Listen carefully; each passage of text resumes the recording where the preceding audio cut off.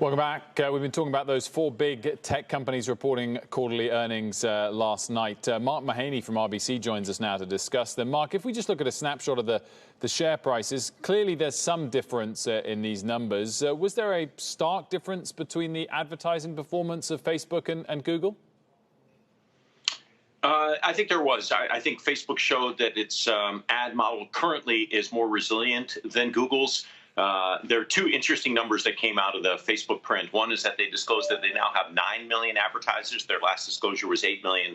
And the second one is that they disclosed that their top 100 advertisers accounted for only 16% of their total revenue. Last time they disclosed that it was 20%. So they are diversifying their advertiser base and they're dramatically increasing it. Both of these are auction-based models. They don't set the ad prices. It's the advertisers in there bidding against each other. But more advertisers means more bids, means higher prices. It's better for the model. At the margin, Facebook looks more resilient. So weigh up for us the relative valuations of those two companies. I mean, particularly in light of the fact that Google didn't have revenue growth this year.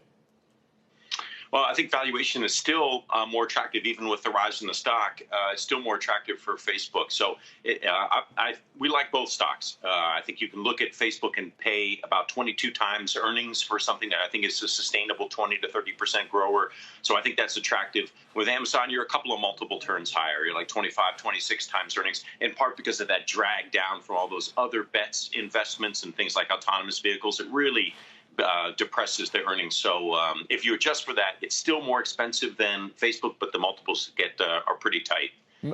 Moving on to Amazon, Mark, clearly a fabulous quarter. Not trying to pick holes, but the question perhaps could be, to what extent have they brought forward multiple years' worth of digitalization, transition from the consumer and growth? No, Wilfred, that's the right question. I don't think they. I think what we've done is we've had this 25 year ramp up in online retail penetration. We just accelerated it. We're not going to be coming back down. We're just going to work off of a higher plateau. Here are the numbers. Going into the COVID crisis, about 14% of retail sales were online. Right now, we're at 17 or 18%. And I think we'll start climbing from there going forward. It's two interesting numbers that came out of Amazon. 51% year-over-year online retail growth for them in their most mature market, the U.S. That's almost double any numbers that they printed in about the last 10 years. Second is just how profitable this business can be, because if you strip out those COVID-specific expenses, this is a double-digit, i.e. 10% operating margin business. We've been waiting for this for 20 years as I've been tracking this stock, and they just showed you the power of the model. Very, very quickly, Mark, throw Microsoft in as well. Are we seeing much more competition now in the cloud?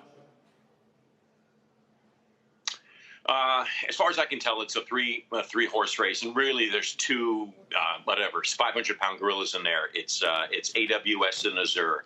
So it's very competitive between those two. I don't see anybody catching up to them.